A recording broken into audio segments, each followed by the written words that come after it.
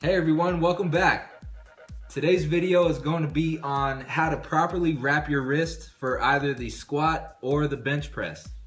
And this is how I do it. This is my personal preference. I've seen some other YouTubers out there showing how they wrap their wrist, and they haven't had that impressive of a bench press. So how helpful can they really be? I'm kidding. So I really just wanted to show you how I do it. I've had a pretty decent bench press my entire life.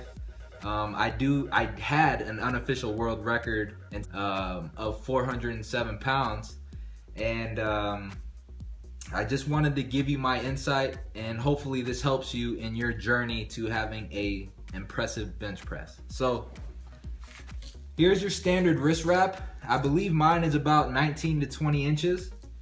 So what I typically do to start off is I spread my hands as wide as they can go.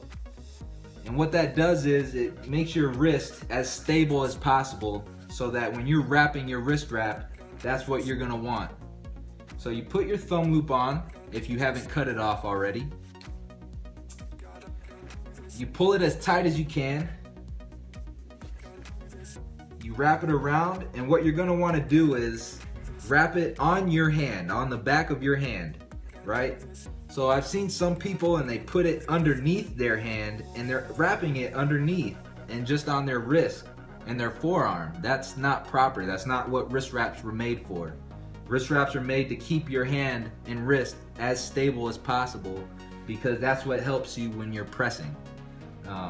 So you wrap it over your hand, the back of your hand and wrist, keeping your wrist and hand out like that and keeping it as stable as possible, and wrapping it as tight as you can to make sure your wrist and hand are as stable as it can be.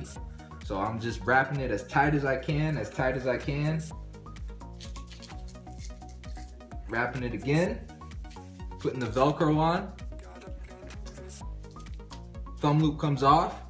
And the reason I'm taking off my thumb loop is because in the USAPL and IPF, you are not able to have your thumb loop on there.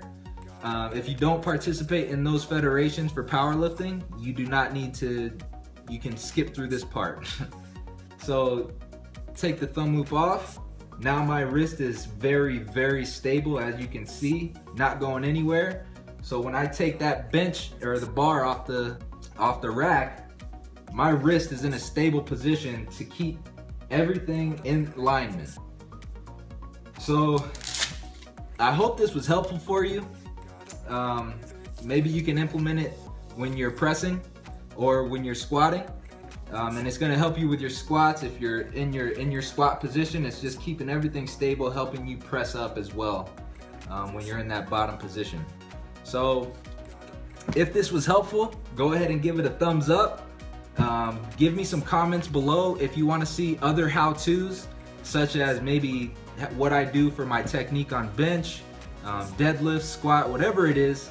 I hope you enjoyed this video, and if you did, please like, please subscribe, please comment, and I'll see you in the next video.